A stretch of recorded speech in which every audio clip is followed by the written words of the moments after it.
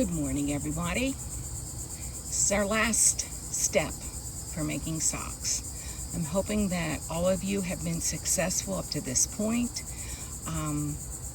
This is the last hurrah. This is not as hard as you make it out to be if you've not done it. It's really quite easy. All you need is a tapestry needle.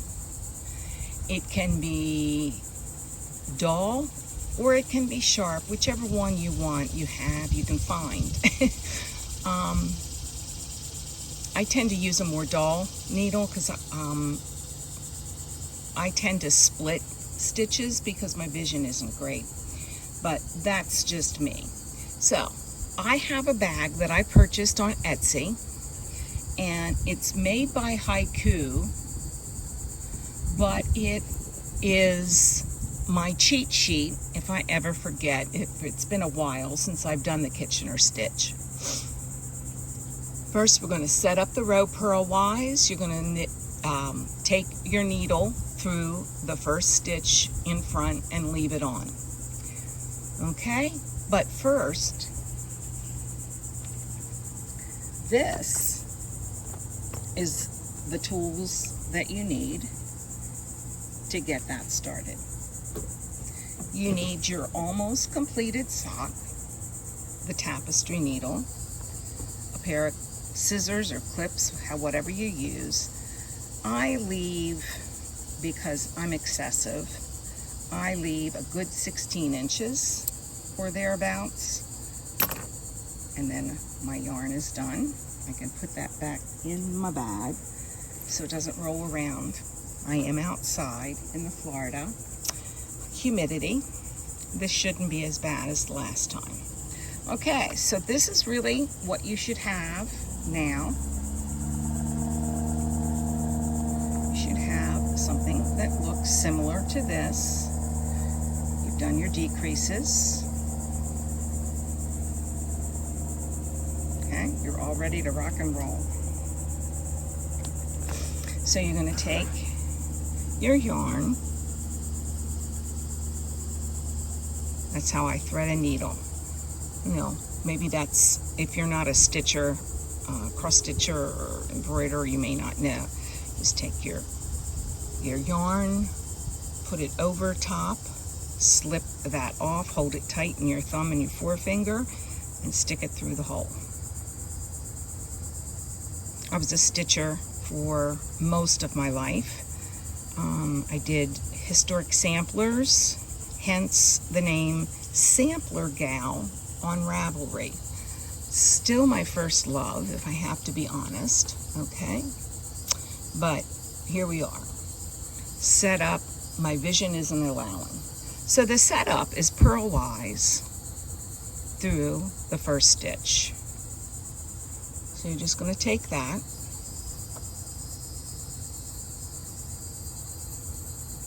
and it says leave on. Knitwise through the first stitch and back,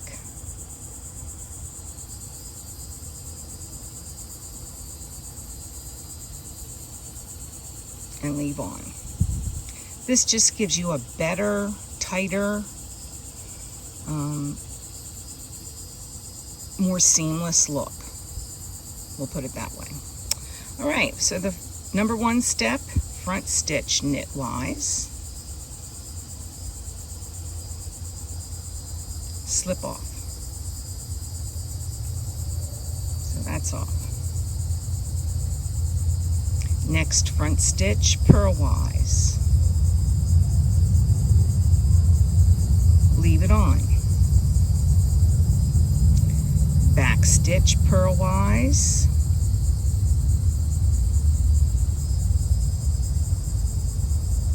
Slip off.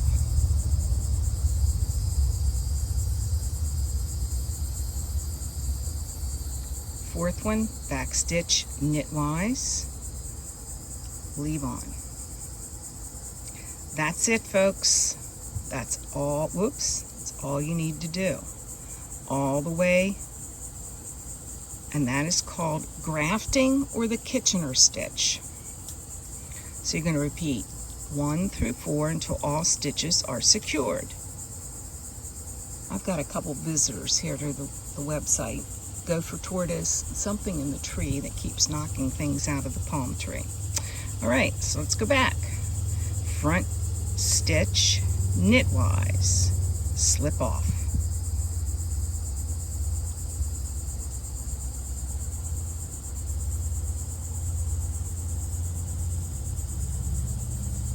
Next front stitch, purlwise, leave on. Back stitch purlwise,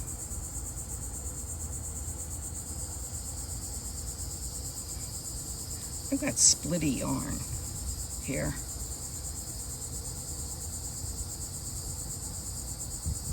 And slipped off, and I need to put my needle back on because it came off.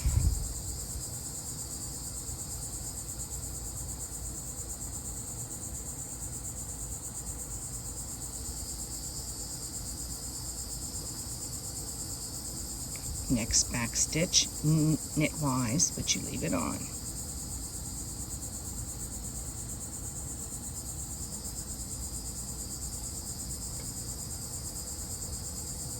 I don't know whether you can see that, but it's starting to go across the top. I pull it snugly, but not too snugly.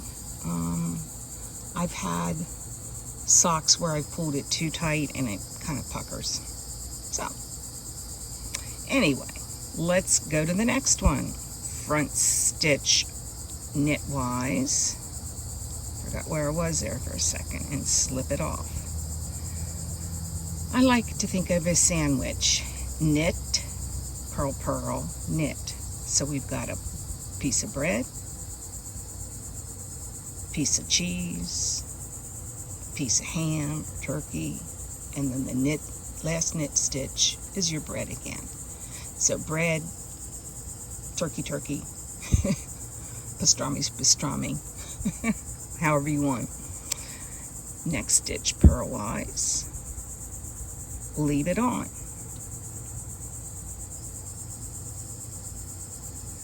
Next one is purlwise, and you slip it off.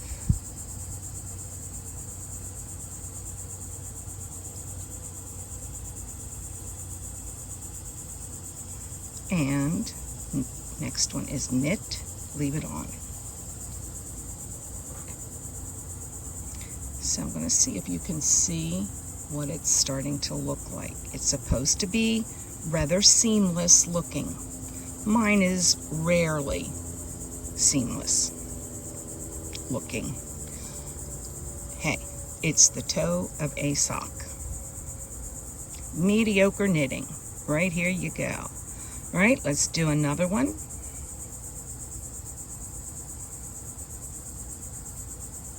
Knitwise, off. Take that bread off the sandwich. Purlwise, put it on. Leave it on. Purlwise, take it off. Knitwise, leave it on. Let's do it one more time. Together. Front knit, slip it off. You can start to see it now. A little bit better. Knit. Purlwise, leave it on. Back purl, take it off.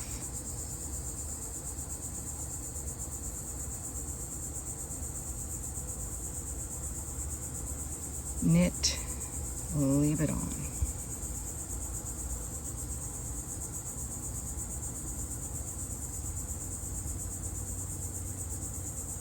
Ew, what happened there? Oh, I got part of the, see, splitty yarn. It will make a mess, as we all know. All right, knit off. purl on,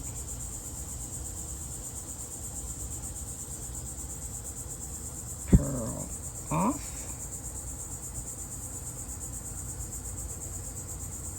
watch these stitches in the that are still on your needles. They will have a tendency to come off. The last one in the back is knitwise and leave it on.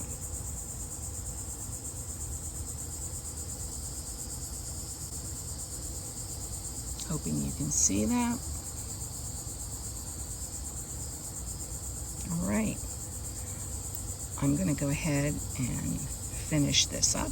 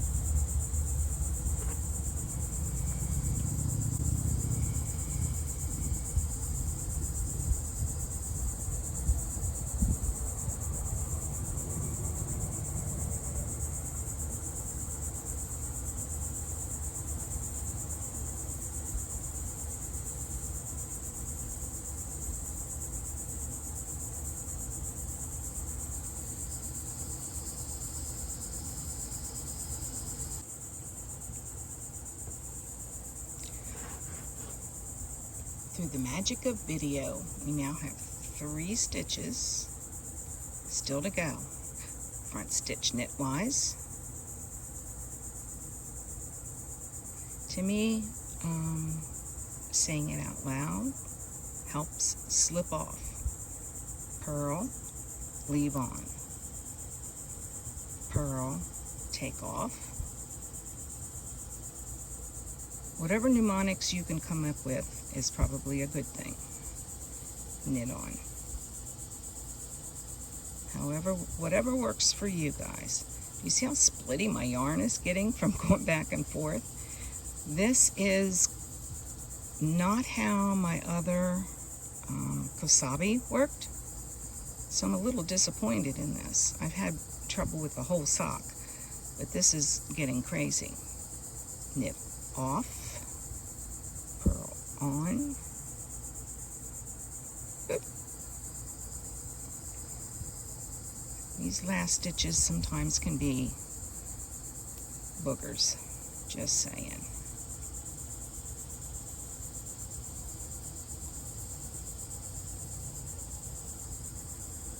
Alright.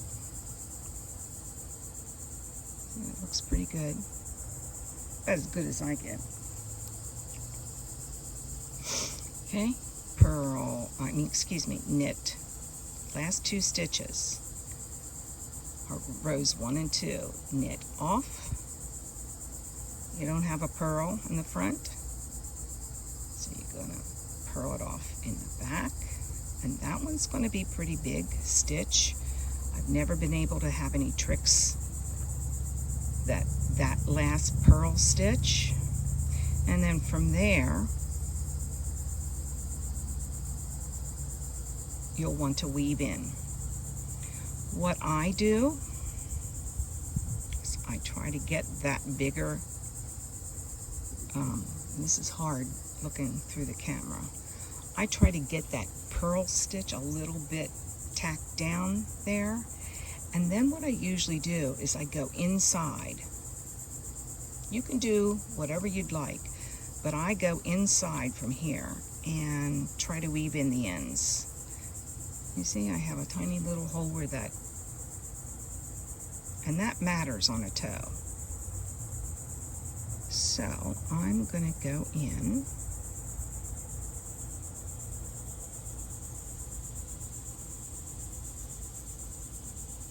with my lovely yarn here. Don't even know here.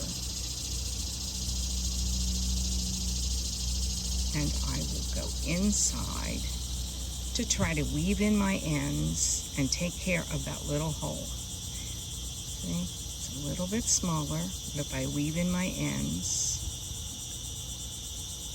and if you've got whatever you want to do with your ends, however you weave in your ends, and I will come back and continue to weave in, but I just want to show you on the other side what that Kitchener stitch looks like.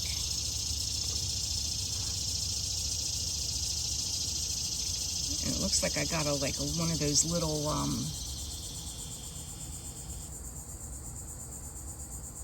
yarn vomit. Maybe I can block that out, pull that out. But yeah, that's what it looks like. It's a sock. You have birthed a sock. Congratulations if you've made it to this and you've gotten a sock. Yours may look wonky. I've got a couple little wonky places here. Remember, if it fits someone, it's been successful. You will need to block them. At least I do. And things kind of shift, and just like any other blocking, they shift and they tend to look better. Because down here, you know, it's not the greatest looking, and my ribbing will look better. It'll overall look better. So I hope that this tutorial and this pattern have helped you. If you have any comments, questions, suggestions, please leave them in the comments below. I'm hoping that you have a wearable sock. Now, my suggestion, cast on number 2 immediately,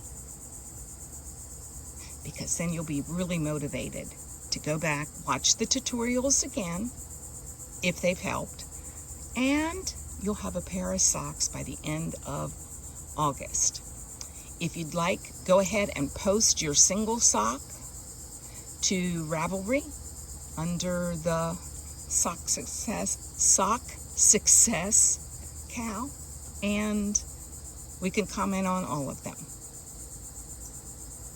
You did great, guys.